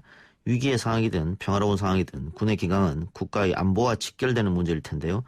공군의 황제 복무병사와 황제 근무 간부의 사례가 공분을 사고 있죠. 기강뿐 아니라 인권 문제까지 걱정되는 부분입니다. 이 문제를 밝히고 기자회견을 연 군인권센터 김형남 사무국장 전화로 만나보겠습니다. 사무국장님. 예, 안녕하세요. 예, 오늘 기자회견을 여셨는데요. 네. 공군본부 법무실장을 맡고 있는 전익수 대령의 비위에 관한 것이지요. 네, 맞습니다. 예, 다시 한번 설명해 주시죠. 공군본부 법무실장이라 하면 이 공군에서 수사, 재판, 징계, 그러니까 소위 말하는 군 기강이나 법 질서를 책임지는 자리에 있는 사람입니다. 이런 사람이 이제 무단지각 조퇴, 그리고 부정수당 횡령, 그리고 관용차 사적 운용 등의 이 탈법 행위를 한 건데요. 일반 회사로 치면 사실 1년에 3분의 1 이상을 지각하거나 또는 무단으로 조퇴를 하고 자기가 하지도 않은 일에 대해서 수당을 챙겨간 거라고 이해하시면 좀 더 빠르게 이해되실 거라고 생각합니다. 예, 도덕적 해이 뭐 이런 문제일 텐데 국방부 입장은 어떻습니까? 국방부는 지금까지는 이제 아직 뭐 비사실 확인할 수 없다고 하는데 사실 이게 지금 전익수 씨가 주장하는 것을 다 수용하는 듯한 분위기로 좀 가고 있습니다. 아, 그렇습니까? 예. 이 전 대령이 해명을 하기로는 자기는 이제 수당을 횡령을 하지 않았다라고 하거든요. 예. 이 수당이 뭐냐면 군 검사 수사활동비입니다. 예. 규정상에는 실제 수사에 참여하는 검사만 수사활동비를 받을 수 있게 돼 있는데요. 자기는 지금 그 법무실장은 검사가 아닙니다. 근데 이제 법무실장인데 자기가 지금 검사로 발령이 있다라고 주장을 하고 있어요. 예. 사실 이 검사 발령을 내는 사람이 바로 법무실장입니다. 예. 그러니까 자기가 자기한테 검사로 발령을 내놓고 이 수당을 부당하게 지금 수급을 해가고 있는 거거든요. 검사 업무를 안 보면서. 예. 그러니까 지금 본인이 하는 해명이 다 앞뒤를 짜맞춰 보면은 스스로 지금 탈법행위하고 있다라고 자인하고 있는 것이나 다름이 없는 상황이고, 이분이 지금 180번이나 무단 이탈을 했어요. 2년 동안. 예. 그래서 이 무단 이탈도 지금 본인이 부인을 하고 있는데 속사정을 살펴보면 실제로 조퇴를 하거나 지각을 한 건 맞는데 밖에 나가가지고 자기가 공적으로 손님을 만나고 미팅을 했다고 지금 다 짜맞춰가지고 거짓으로 해명을 하고 있거든요. 예. 근데 사실상의 1년에 3분의 1 이상에 해당하는 업무일 동안 누가 법무관이 그것도 공부하는 사람도 아니고 누가 이렇게 부대 밖에 나가가지고 외근을 하겠습니까? 예. 전부 이렇게 사실이 아닌 것들을 교묘하게 지금 짜맞춰가지고 해명을 하고 있고, 국방부 감찰에서는 이 부분을 좀 제대로 들여다봐야 될 텐데 그대로 좀 수용을 해가지고 별 문제 없지 않냐라는 분위기로 좀 흘러가고 있어서 우려스러운 상황입니다. 예. 근데 군인권센터는 이 비위 문제를 제보를 받았을 거 아닙니까? 네, 맞습니다. 예. 제보를 뒷받침할 수 있는 증거 같은 것은 어떻게 지금 모아놓은 상태입니까? 이제 공군본부 내부자들로부터 복수의 현역들로부터 그리고 또는 전익수 대령하고 같이 근무를 했던 최근에 이제 전역한 예비역들로부터 다 간부들입니다. 이 사람들이 예. 접수를 하고 이 여러 명의 이야기를 크로스체킹해서 다수로부터 확인되는 내용만을 오늘 공개를 한 것입니다. 예. 이 개별 제보들 중에 크로스체킹이 안 돼가지고 저희가 오늘 공개를 하지 못한 사실 비위행위들도 많이 있습니다. 그렇기 때문에 지금 전익수 씨가 나는 잘못은 없고 저희가 지금 거짓말을 하고 있다고 일부 언론에다가 인터뷰를 했던데 사실 저희가 밝히지 않은 내용도 굉장히 많다라는 것을 본인도 알고 있어야 된다라고 생각을 합니다. 예, 그러면 군 당국의 추가 조사가 필요하다고 보시나 보네요? 지금 뭐 직무 감찰을 하고 있다라고 하는데 예. 사실 이 부분이 다 감찰의 영역을 넘어서 불법 행위를 수사를 해야 되는 부분까지 지금 넘어와 있다고 생각을 합니다. 그래서 수사도 받아야 된다라고 생각하고 그렇게 하려면 이 법무실장이라는 자리가 사실 전체 수사, 그러니까 군 안에서 벌어지는 수사도 지휘를 하는 자리에 있습니다. 그렇기 때문에 빨리 이 법무실장 자리에서 보직 이동을 시키거나 보직 해임을 시켜서 관여할 수 없게 해야지 공정한 감찰이나 수사도 가능해질 거라고 좀 생각을 합니다. 알겠습니다. 다른 거 여쭤보죠. 계속 며칠간 논란이 됐었는데 그 병사가 군 간부에게 빨래나 물 심부름을 시키고 또 1인실을 혼자서 사용하고 병원 치료를 목적으로 무단 외출해서 뭐 가족들을 만나고 이런 어처구니 없는 일이 벌어졌는데 그런데 이런 일이 과연 아무런 대가 없이 이루어졌겠느냐. 또 이 병사의 부친이 뭐 거대 그룹의 부회장이다 뭐 이런 얘기가 나오면서요. 어떤 대가를 주고받지 않았겠느냐 이런 이야기도 지금 나오고 있는 실정이죠. 네, 이 방금 전에 나온 뉴스인데 이 병사의 아버지가 이제 그 회사 부회장직에서 사퇴했다고 하더라고요. 예. 그래가지고 뭔가 뭐 이렇게 문제가 있지 않는 이상에 그렇게까지 하지 않을 텐데라는 뭐 의심이 좀 드는 부분인데 사실 지금 수사도 지금 개시했다고 하지 않습니까? 예. 근데 이제 수사의 초점이 지금 좀 잘못 가고 있는 부분이 있다고 생각이 듭니다. 예. 이제 그 수발을 들어준 부사관이 금품이나 대가를 받았냐 아니냐에 대해서 이제 좀 수사를 하려고 하는 부분이 있는 것 같고, 예. 그다음에 이 병사가 그 진료 목적으로 무단 외출을 이제 많이 했다라는 부분이 청원글에 올라와 있습니다. 제보글에. 예. 이게 탈영이냐 아니냐를 따져보려고 하는데 사실 이 두 가지 부분을 다 밝혀야 되는 것은 맞습니다. 근데 더 중요한 건 이런 특혜가 가능하게 된 배경을 밝히는 것부터 시작을 해야 된다는 거죠. 그렇겠죠. 예. 그러니까 이 부사관 개인이 이 병사의 수발을 든 거 외에도 사실 1인 생활실을 쓰게 해주거나 외출에 있어서 특혜를 준 건 이 부사관 혼자 결정할 수 있는 문제가 절대 아니지 않습니까? 그렇죠. 윗선의 지시 없이는 불가능하다. 예. 그렇죠. 윗선. 그러니까 최소한 부대장 이상에서 어떠한 지시가 있지 않고서는 벌어지기 어려운 굉장히 상식 밖의 일들이 벌어진 것이기 때문에 예. 이 개별 개인들에게 어떤 책임이 있느냐를 하급자들에게 찾아서 꼬리 자르려는 시도를 하기보다는 어느 선에서 이러한 부정한 청탁들이 오고 갔는지를 밝히는데 초기 단계 수사가 좀 더 초점을 맞춰야 된다라는 부분에 좀 강조를 둬야 될 것 같습니다. 예. 어쨌든 군당국도 특혜는 확인을 했다고 하니까요. 과연 윗선의 지시 없이 군간부가 이런 행동을 했겠느냐 그 부분도 한번 살펴봐야 된다 이 말씀이고 알겠습니다. 자, 지금 공군에서 2건의 문제가 있었는데 이런 기강회의의 배경에는 어떤 게 있다고 보세요?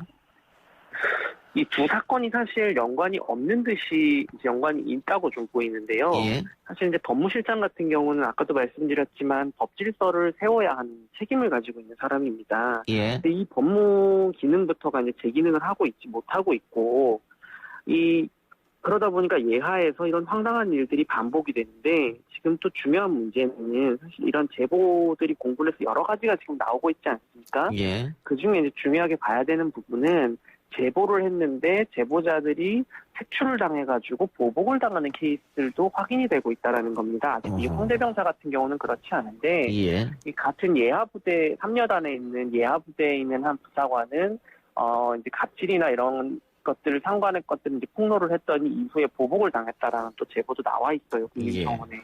예. 그러니까 이게 기강회의의 문제도 있지만 사실상 군이 스스로 자정작용을 할 수 있는 내부 통제 장치가 잘 작동하고 있는지부터 점검해야 된다. 이런 계기로 좀 삼아야 된다라고 보고 있고 군 안에 있는 이런 법무나 또는 어떤 신고를 할 수 있는 창구 같은 내부 통제 장치들이 지금 허울뿐인 게 아닌가라는 좀 우려도 굉장히 많이 드는 상황입니다. 예, 내부 고발자를 전혀 보호하지 못하고 있다 이 말씀이네요. 알겠습니다. 네. 오늘 말씀 고맙습니다.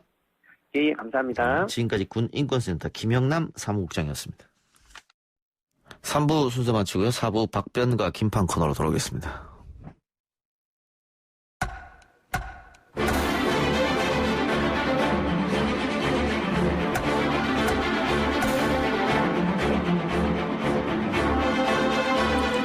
YTN 라디오 이동의 뉴스 정면 승부 4부 시작합니다. 매주 화요일 스튜디오를 법정으로 순간 이동시켜주는 두 분, 박지훈 변호사, 김윤우 변호사 나왔습니다. 어서 오십시오. 네, 안녕하세요. 예, 방금 3부에서 군 기강 회의 문제를 다뤄봤는데 군인권센터 김영남 사무국장이 그랬습니다. 전익수 공군 대령의 비위 문제가 불거졌는데 박지훈 변호사도 군에서 군 검찰 하지 않았습니까? 법무실장 이렇게 맡으면서? 알죠, 예. 네. 글쎄요, 예. 지금 제보를 보면은 공무지 이탈 180번, 수사활동비 부당수령, 자가격리 위반, 관영차 규정 위반 이런 건데. 일단은 군인권센터에서 지금 문제 제기를 하는 거니까 예. 제가 항변하고 변명해 줄 수는 없는 거고 예. 제가 또 파악한 바에 따르면 일본 또 소명이 됐다고 그럽니다. 벌써 예. 감찰이나 이런 걸 해가지고 예. 좀 지켜봐야 될 부분 같습니다. 그래요. 군에 이런 일이 많이 있나요? 저는 안 그랬습니다. 예. 그 시간 지나서 이제 공소시효도 끝났는데 말씀하시죠. 아니요, 안 그런 거죠. 안 예. 그랬습니까? 예. 예. 자, 오늘 주제 이야기해보죠. 이재명 지사 재판부터 이야기해봅시다. 항소심에서 당선 무효형 선고받은 이재명 경기도지사의 공직선거법 위반 사건. 벌써 결과가 나왔어야 되는데 계속해서 대법원에서 결과가 안 나오다가 전원 합의체로 넘긴다는 뉴스가 나왔습니다. 예. 이거는 글쎄 그럼 소부에서 판결을 못해서 넘기는 겁니까? 세 가지 정도 같아요. 예. 일단은 전원합의체 가는 이유가 판례를 변경할 필요가 있을 때, 예. 그 사회적으로 정말 중요한 사건일 때, 예.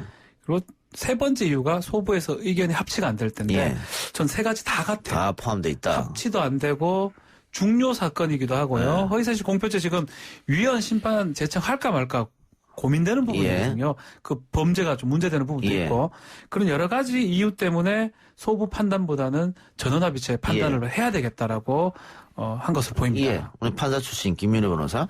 예. 소부에서 한 판사들이 4명 정도 이렇게 의견을 나눌 텐데 의견 일치되면은 전원합의체 넘길 필요가 없을 거 아니에요. 네, 대법관 4명의 의견이 전원 일치되면 넘길 필요가 없죠. 그러면 넘겼다고 하는 것은 팽팽하게 다퉜다 이 말이네요.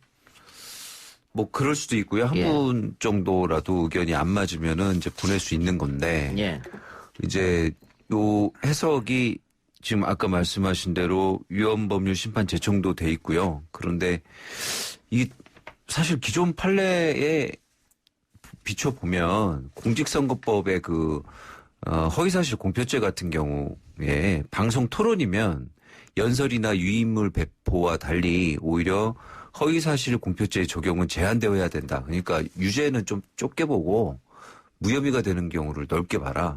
라는 게 기존 판례였거든요. 근데 이 건 같은 경우는 좀 기존 판례랑 좀 많이 달라요. 배치됐죠. 그러니까 2심에서? 그러니까 기존 판례 같은 경우는 A라는 말을 했는데 그 A란 말이 허위냐 아니냐 이것만 따졌다면 이 판결은 A, B를 다 말해야 되는데 A만 말하고 B는 말 안 했다. 그래서 결과적으로 A, B를 다 들었을 때랑 좀 인상이 달라졌다. 그러면 사실을 왜곡한 거니까 허위사실 공표는 한 가지다. 라고 지금 판결한 거여서 오히려 지금 방송 토론에서 한 말인데 적용 범위를 굉장히 넓게 보고 있고 그러니까 일본 규정에 따라서 보고 있거든요. 정리를 하면 지금 기소가 된 게 총 크게 3건입니다. 친형 강제 입원, 대장동 개발 업적 과장, 검사층 이 부분인데 친형 강제 입원은 직권남용죄 하나 있고요. 하나 더 있고 그거에 선거법상 허위사실 공표. 그중에서 대장동 개발과 검사층 문제는 1, 2심이 다 무죄가 났기 때문에 문제가 안 되고 친형 강제 입원에서 직권남용 권리 행사 방해도 1, 2심이 다 무죄가 나기 때문에 문제가 안 되는데 방금 김윤우 변호사가 얘기했던 공직선거법상 허위사실 공표, 친형 강제 입원. 그러니까 당시 김윤아 후보가 이름이 갑자기 생각이 안 나요. 김영환 후보. 김영환 후보가 친형 강제 입원을 지시한 적이 있지요? 있냐요? 했으니까 아닙니다. 그런 사실 없습니다. 그 부분이 지금 문제가 되는 겁니다. 그러니까 없으니까 없다고 한 건데. 그 부분이 문제가 되고 그걸 없다면 지금 우리 김윤우 변호사 얘기했던 것처럼 1심 판결에서는 그 전체적 취지상 보면 허위가 아니라고 했기 때문에 무죄가 된 건데 말 하나하나 따져봤을 때 이 말을 했던 거는 이 말을 안 한 거고 추론해보면 허위라고 이렇게 비약을 해가지고 결론을 낸 겁니다. 사실은 그 부분이 지금 허위사실 공표. 허위사실은 어떤 게 허위사실이냐? 공표는 또 어떤 것이냐? 이 부분을 헌법재판소에서 판단해달라고 이것도 해놨고 이거 자체가 사실 문제가 많이 돼요. 그 지금 김윤우 변호사가 그 얘기를 지적을 했고 그러다 보니까 판단을 좀 못 내린 것 같습니다. 자, 그러면은 전원합의체 가면 어떻게 될 것인가? 전원합의체 가서 결론은 어떻게 나는 겁니까? 다수결입니까? 다수결이죠. 그래서 13분이죠. 13분 중에 7분이 찬성을 7대 6 되면 하는 의견 쪽으로 가게 되지 않을까 생각을 하고요. 소수 이렇게. 지금 상고 이유에 대해서도 지금 위헌법률 심판 제청을 했잖아요. 양형사유 같은 경우도 사실은 좀 뭐랄까 그 옛날에 뭐 끼니를 뭐 해결하기 어려워서 학교도 잘 못 가던 시절에 대부분 좀 학력들이나 이런 부분들이 좀 비밀이거든요. 그 어렵게 살았던 것들. 나이 많으신 분들 절대 그거 어디 가서 얘기 안 하고 부끄럽게 생각하시는 부분인데 그 얘기부터 해서 집안에 좀 이제 정신 건강에 문제가 있는 부분이 있고 뭐 이러면 이런 스토리를 다 얘기해야 되는데 그걸 감춘 게 잘못됐다. 이게 좀 약간 좀 뭐랄까 비인간적이랄까 좀 인간한테 기대하기 어려운 거를 요구하는 양형사유에 대해서 이게 부당하다고 다툴 수도 없다는 게 너무 잘못된 법 같다라는 것도 지금 위헌법률 심판 제청을 들어가 있죠. 위헌 심판 제청은 어떻게 되는 겁니까? 그러면? 그것도 판단할 겁니다. 그것도 이유 중에 하나일 거예요. 전원합의체에서 공개 변론도 요청했거든요. 이재명 지사 측에서. 저는 꽤 오래 시간이 소요될 것 같다는 생각이 좀 듭니다. 위헌 법률 심판도 고민을 해봐야 되고 변론도 할 수도 있는 거고 거기에다가 주심도 새로 지정이 될 걸로 같은데 주심 지정에 이 13명의 대법관의 의견을 다 취합도 하고 또 다시 회의도 하고 이러면 상당한 시간이 소요될 것 같은데 뭐 일단은 이재명 지사 입장에서는 올해 하반기까지는 결론은 안 날 것 같아요. 결과가 나오기 어려울 것이다. 근데 대법원 입장도 이재명 지사가 지금 이낙연 의원에 이어서 2위잖아요. 뭐 자타공인 대권 후보예요. 뭐 지금 그 최근 한국갤럽에 나온 조사를 보면 2등이에요. 그 2위와 나머지는 굉장히 많이 차이나거든요. 이런 상황이면 저는 굉장히 부담될 것 같은데. 아니 2년 다 할 것 같아요. 나머지 경기지사를 다 채우고 예컨대입니다. 이게 예컨대. 예를 들어서 경기지사에서 대권 도전할 때 경선할 때 그때 좀 결과 나면 어떡합니까 이것도. 그것도 문제인 거예요. 예. 이래저래 지금 상황이 좀 아주 꼬여버렸다 이렇게 생각이 듭니다. 이 판결이 만일 유죄로 나면은 대권은 못 가는 거지 않습니까? 대권이 문제가 아닙니다. 예. 정책 세면 끝나는 거는 뭐 당연한 거고요. 예. 거기에다가 선거 비용 보존받았던 약 30억 원을 토해내야 되는 상황이거든요. 예. 사회적으로도 상당히 좀 힘들어지고요. 그런 것까지 아마 대법원에서 볼 것 같아요. 금지되니까요. 네. 그러니까 출마 금지되니까. 정기 은퇴죠. 정기 은퇴라고 봐야 되겠죠. 어쨌든 전화비치 갔어요. 네. 갔는데 자 결과 예측해 봅시다. 고개 끄덕거리지 말고 예측해 보세요. 결과 예측해 봅시다. 네, 우리 방송에서 자주 하는 거 아닙니까? 아 예. 아니 근데 저는 상식적으로 좀 이 판결이 잘 이해가 안 돼서. 그렇죠? 2심 판결이? 네. 예. 아까도 말씀드렸지만 우리나라에는 허위사실 공표에 A라는 걸 말했을 때 A가 허위냐 아니냐만 따지지. 그것만 판단하면 되는데. 왜곡이냐 아니냐. 그러니까 하나만 얘기하고 나머지 설명을 덧붙이지 않아서 그 말한 내용의 어떤 프레임이나 이미지가 다르게 느껴지는 걸 우리가 왜곡이라고 하잖아요. 그럼 왜곡이 있느냐 없느냐에 대해서는 조문에 안 들어가 있어요.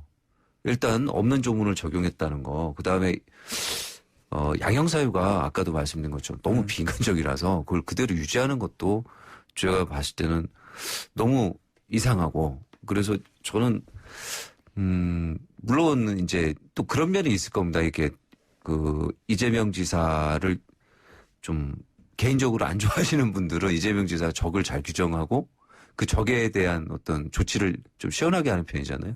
그걸 당하는 쪽 입장에서는 굉장히 싫어할 수 있는 그래서 좀 호불호가 갈리고 있지 않나 좀 그런 게 작용하고 있지 않나 그런 생각이 드는데 호불호 말고 법적으로만 판단했어요. 법리적으로만 봤을 때는 2심 판결 좀 굉장히 무리하다고 봅니다. 사실은 제가 뭐 김윤우 변호사 판사를 오래 했고 저도 뭐 짧지만 뭐 군판사를 하면서 판결문 쓰다가 잘 써지거나 잘 읽히는 판결문이 있고요. 예. 벅벅 걸리는 판결문이 있습니다. 예.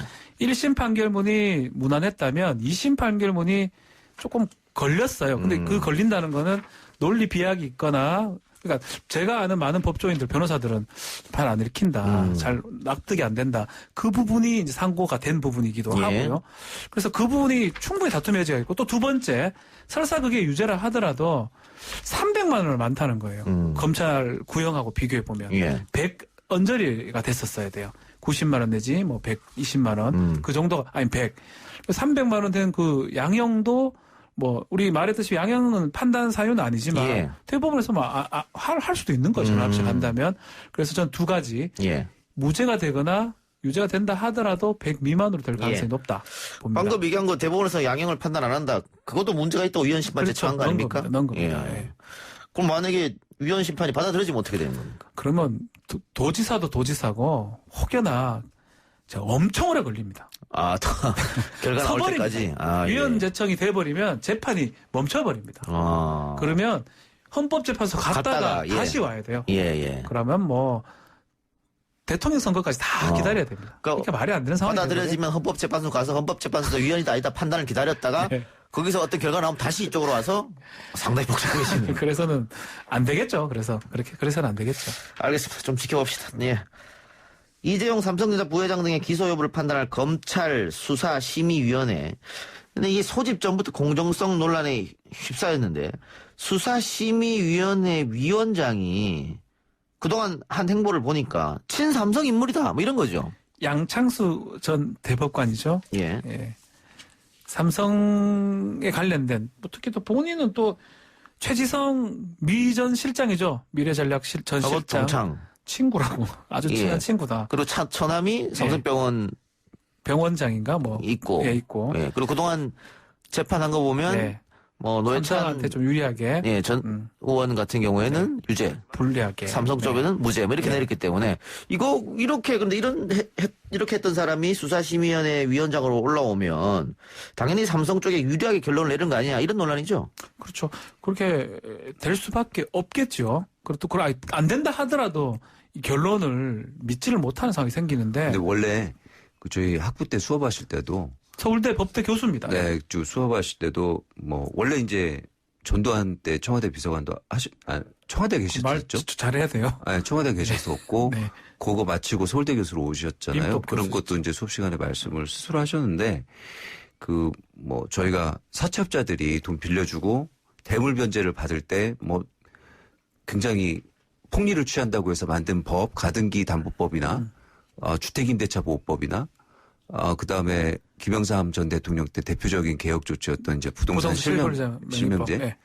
굉장히 부정적이셨어요. 직접 배우셨어요? 네, 수업 시간에 그런 법 설명하면서 굉장히 싫어하셨거든요. 서울대에서? 네. 원래 그래서, 이번 양심과 사죄 그리고 기업 지배권에 쓴 게 요거 저도 읽어보면서 옛날 명의신탁 관련해서 부동산 실명제 도입했을 때 설명하셨던 게 갑자기 떠오르더라고요. 국가나 이런 다른 사람들한테 자기 재산을 공개하기 싫어서 부동산 명의신탁 하는 게 수천 년 전부터 있어 왔던 건데 왜 그거를 실명제를 해야 되느냐. 이런 제도는 나는 별로다. 이런. 그러니까 양 위원장이 전환사채 판결 무죄 이런 것도 사실은 칼럼을 썼어요. 가장 중요한 건 칼럼입니다. 그렇죠. 칼럼에서 이재용 부회장은 죄가 없다고 칼럼을 썼는데 이런 사람이 어떻게 이재용 부회장의 수사위원회 위원장을 맡느냐. 그래서 결국은 안 맡는다면서요? 본인이 안 한다고 얘기를 했고요. 아마 변경이 될 것으로 지금 보입니다. 근데 저는 이제 그 시청이나 정부 기관의 위원회 들어가 보면 일단은 그 간사가 그 윗분들의 뜻을 좀 가지고 들어오지 않습니까, 사실? 그리고 이 위원장이 회피를 하면서 회피 사유를 얘기하다 보면 위원들이 저 정도 저렇게 관련이 있고 그러면 우리가 좀 그 관련 있는 쪽에 좀 유리하게 해줘야 되는 거 아니야? 오히려 그런 쪽으로 형성되는 경우도 제가 왕왕 봤거든요. 위원회에서. 그러니까 오히려 그 본인이 아예 안 들어가시고 끝나는 게 아니라 가가지고 자기가 왜 회피하는지를 설명한다는 거는 오히려 그쪽으로 좀 유리하게 움직이는 그런 계기로 작용하는 경우가 많더라고요. 한 말씀 좀 드리고 싶은 게, 근데 그 양창수 대법관 같은 경우는 이제 밝혀진 거기 때문에 이렇지만, 과연 위원장이나 위원이든 어떤 사회에서 유력한 사람 중에 삼성하고 관련이 없는 사람이 있을까 싶은 생각이 저는 좀 들더라고요. 150명 중에 15명을 무작위로 추천한다 이렇게 되어 있습니다. 직관적으로 관련성을 저는 우리가 추적하거나 알아낼 수는 없지만 있지 않을까 이런 의심을 좀 지우기가 어렵습니다. 어쨌든 논란이 불거지고 양창수 위원장은 심의하지 않겠다고 했는데 위원장직은 유지하고 이것만 빠지겠다 이 말이죠. 이것만 빠지겠다는 거죠. 알겠습니다. 어쨌든 조금 더 그 문제도 지켜보기로 하고 한명숙 전 총리의 불법 정치자금 사건 재판 당시 검찰이 증인들에게 허위 사실을 증언하도록 종용했다, 강요했다, 회의했다, 협박했다 이런 건데 한만호 회고록에 그 부분이 나오고 지금 당시 증언했던 증언자 3명 중에 2명이 한만호 씨 회고록하고 똑같은 이야기를 지금 하고 있는 그런 상태입니다. 그래서 진정서도 들어왔고 법무부가 감찰해라 지시도 했고 그런데 서울중앙지검이 감찰하지 말고 인권감독관이 조사해라. 이렇게 해서 좀 논란이 되고 있습니다. 좀 말이 안 되는 게 채널A 검언 요청하고 좀 똑같은 시스템이거든요. 이 사실은 모해 위증 교사는 10년입니다. 공소시효가. 그 범죄만 따져도 내년 2월까지 공소시효가 살아있어요. 수사가 가능할 수 있고요. 수사를 안 하더라도 내부에 중요한 사람이 연관됐던 거라면 감찰로 지금 가야 되는데 감찰하라는 거를 바꿔가지고 인권국에 배당을 했는데 인권감독관은 뭐냐면 수사하는 과정에서 경찰이나 검찰이나 특히 경찰이죠.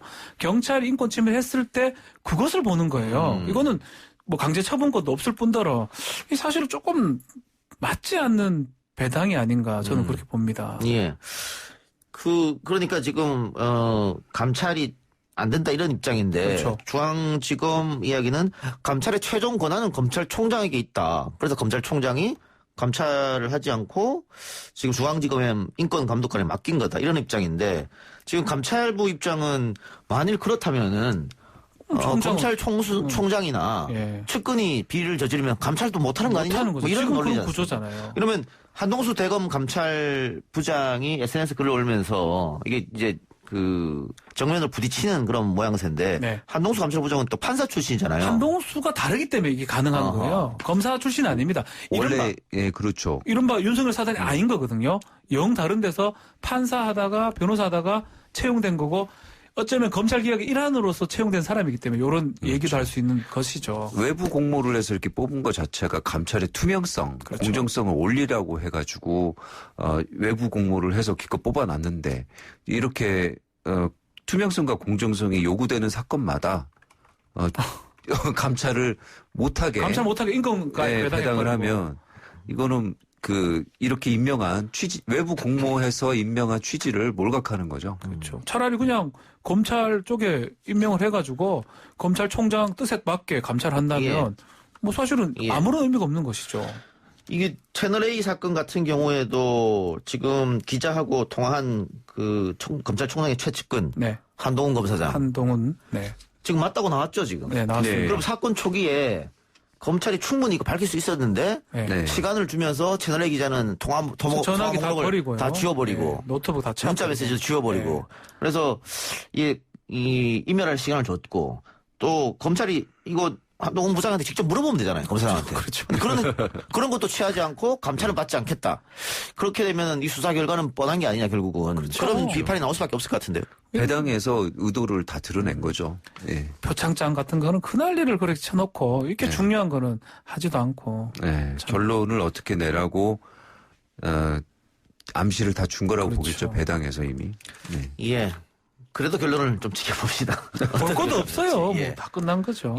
하지 않으려고 하는 거죠. 증거 없앴고. 근데 그렇게 되면 강제사건 없는 사람한테 배당했고. 이 두 사건이 사회적으로 논란이 됐는데 결국은 검찰의 잘못이 있는 게 아니야 이런 의혹이잖아요. 그렇죠. 그런데 살펴보니까 아무런 문제가 없더라라고 결론이 나버리면 검찰에 대한 신뢰는 상당히 떨어질 수밖에 없어요. 누가 믿겠습니까? 이런 상황에서. 근데 그거 신경 쓰는 조직은 아닙니다.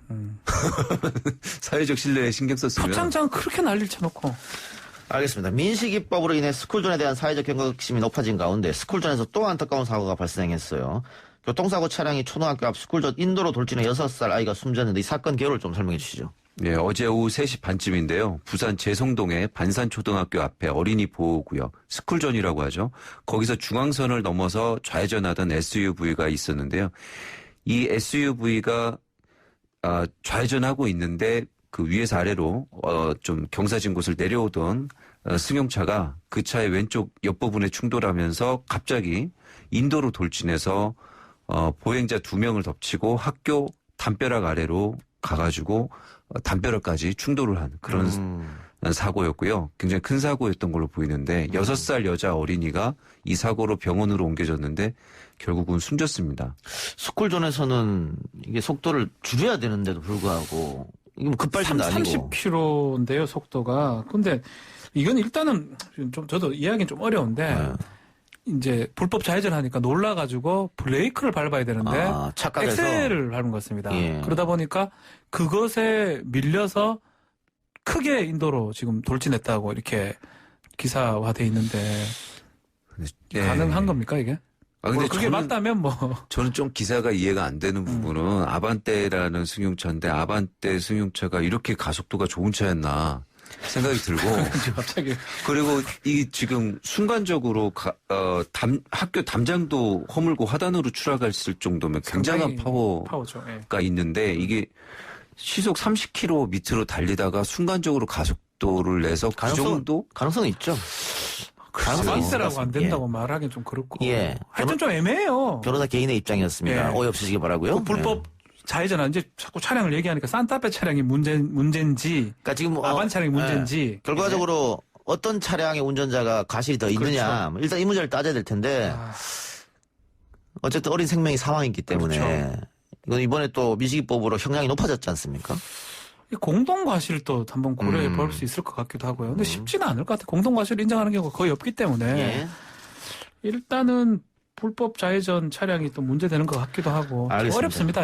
말씀드린 것처럼 가중처벌이 될 수 있기 때문에 경찰이 사고 원인을 가리는데 더욱 신중해야 할 것 같고요. 다시 한번 말씀드립니다. 어린이 보호구역 안에서는 절대 감속이 필요하다. 30km 미만. 이런 부분을 말씀드리면서 오늘 두 분 말씀 여기까지 듣겠습니다. 수고하셨습니다. 감사합니다. 감사합니다. 내일 다시 돌아옵니다.